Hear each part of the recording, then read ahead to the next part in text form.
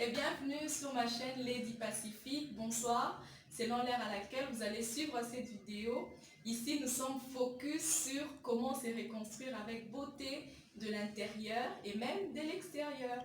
Aujourd'hui, je reviens partager avec vous mes 4 astuces dans un premier temps pour rester productif en cette période de confinement. Je ne sais pas si dans votre pays, vous êtes en confinement total, vous êtes en confinement partiel, mais nous, en République démocratique du Congo, à Kinshasa, nous sommes en confinement, mais nous pouvons sortir pour de courses utiles, de courses urgentes, importantes, selon les personnes. Aujourd'hui, je reviens avec 4 points pour rester productif en cette période de confinement, parce que confinement ne veut pas dire repos, confinement ne veut pas dire arrêt du temps, pas du tout. Les minutes continuent à courir, la terre continue à tourner, il y aura un après-confinement et le monde va aller à vive allure parce que les gens n'auront certainement pas forcément d'argent et puis voilà.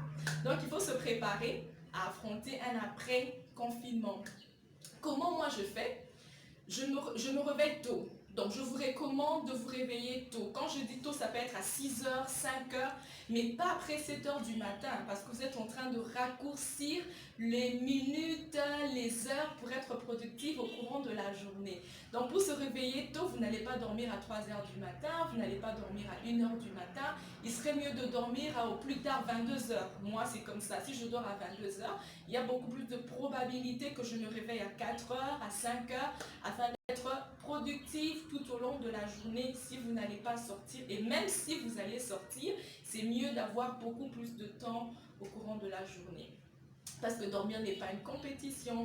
Tout le temps des grasses matinées, ben, ça se fait pas, quoi.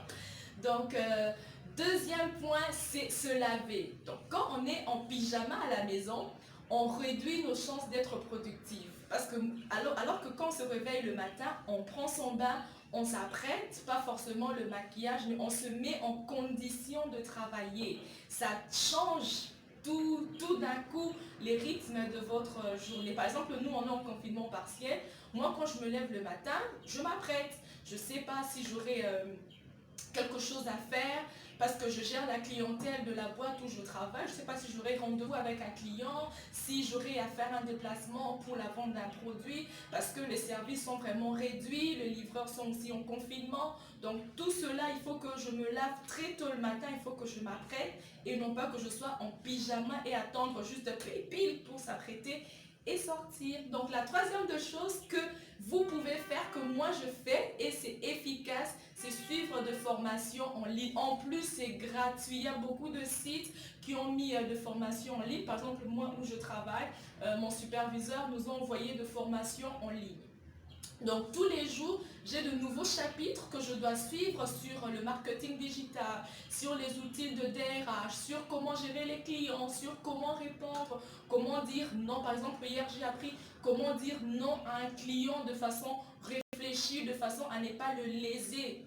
Donc un peu de choses comme ça, de formation sur internet et je vous le recommande. Si vous avez besoin de ce lien-là, je le mettrai en commentaire ou bien dans la barre de description. Donc la quatrième de choses pour être productif en ces temps de confinement, c'est s'engager dans de contenus de qualité sur les réseaux sociaux.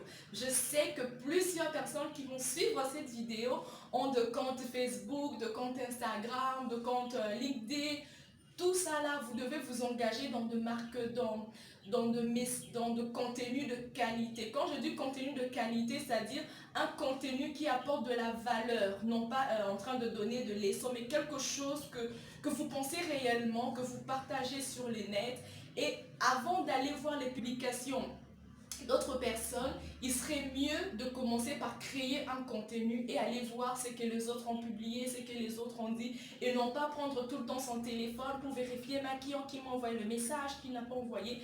Parce qu'il faut savoir que lorsqu'une personne vous envoie un message, c'est-à-dire que la personne vous a intégré dans son emploi du temps. Donc toi, tu dois être réceptif à toutes les personnes qui vous ont intégré dans leurs emplois du temps. Et toi, tu es là à chercher, ben, je vais répondre.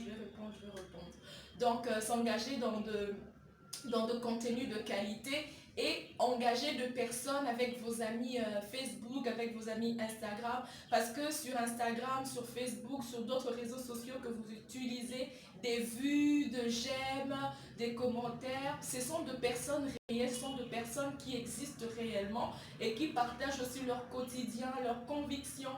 Et si vous pensez que les convictions d'une autre personne coïncident avec ce que vous êtes, vous pouvez entrer en contact avec cette personne-là. Donc vous n'allez pas entrer en contact avec la personne en disant par exemple salut, SLT, bonjour. Non, vous allez entrer en contact, par exemple la démarche que vous pouvez engager et que j'ai déjà utilisée et qui a marché 2 jours avant ou bien un jour, vous entrez... vous voyez, vous commencez à commenter ce que la personne a dit, vous commencez à mettre de j'aime, afin pas forcément d'attirer l'attention, pour montrer l'intérêt à ce que l'autre personne qui vous intéresse fait.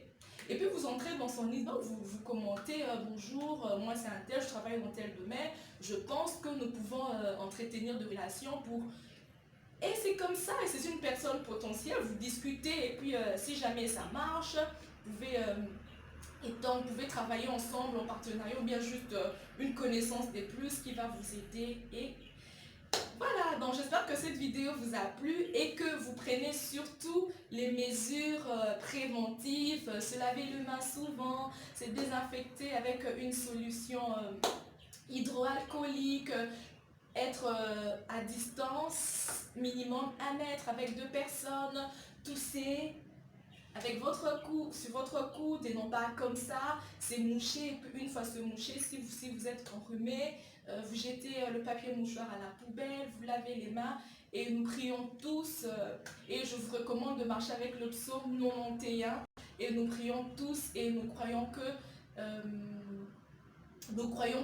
il y a un médicament, il y a quelque chose qui va être trouvé afin que les morts puissent s'arrêter. Et je pense à toutes les familles en ce moment qui sont touchées, je pense à toutes les personnes qui sont parties, toutes les personnes qui ont perdu un être cher dû à cette pandémie. Je vous envoie beaucoup de ondes positives et que tout se passe bien pour vous et plein succès. À une prochaine vidéo.